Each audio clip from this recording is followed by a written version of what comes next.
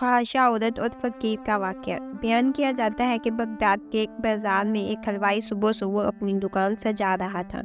ایک فقیر اس کے پاس سے گزرا۔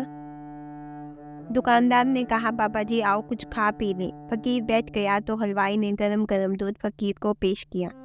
فقیر نے دودھ پی کر اللہ کا شکر ادا کیا اور حلوائی کو کہا کہ بھائی تیرا شکریہ، اور یہ کہہ کر فقیر چل پڑا۔ بازار میں ایک فحاشہ عورت اپنے دوست کے ساتھ سیڑھیوں پر بیٹھ کر موسم کا لطف لے رہی تھی۔ ہلکی ہلکی بوندا باندی ہو رہی تھی جس کی وجہ سے بازار میں کیچڑ تھا۔ فقیر اپنی موج میں بازار سے گزر رہا تھا کہ فقیر کے چلنے سے ایک چھینٹا اڑا اور فحاشہ عورت کے لباس پر گر گیا۔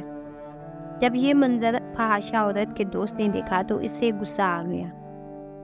وہ اٹھا اور فقیر کے منہ پر تھپڑ مارا اور کہا، فقیر بنے پھرتے ہو، چلنے پھرنے کی تمیز نہیں۔ فقیر نے ہنس کر آسمان کی طرف دیکھا اور کہا، مالک تو بھی بڑا بے نیاز ہے، کہیں سے دودھ پلواتا ہے تو کہیں سے تھپڑ مرواتا ہے۔ یہ کہہ کر فقیر آگے بڑھ گیا۔ فحاشہ عورت چھت پر جا رہی ہوتی ہے تو اس کا پاؤں پھسلتا ہے اور زمین پر سر کے بل گر جاتی ہے۔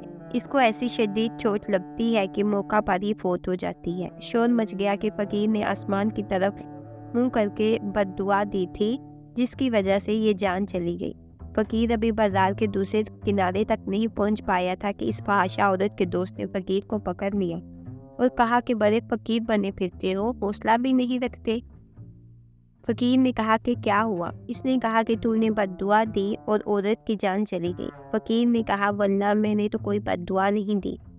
تو اس شخص نے کہا کہ نہیں، تیری یہ بد دعا کا کیا ڈرا ہے۔ جب اس نے ضد کی تو فقیر نے کہا کہ اصل بات پوچھتے ہو تو میں بتاتا ہوں کہ میں نے کوئی بد دعا نہیں کی تھی، یہ یاروں کی لڑائی ہے۔ لوگوں نے کہا، وہ کیسے؟ فقیر نے کہا، جب میں گزر رہا تھا اور میرے پاؤں سے چھینٹا اڑا اور اس عورت کے لباس پر پڑا تو اس کے یار کو غصہ آیا اور اس نے مجھے تھپڑ مارا، تو پھر میرے یار کو بھی غصہ آ گیا۔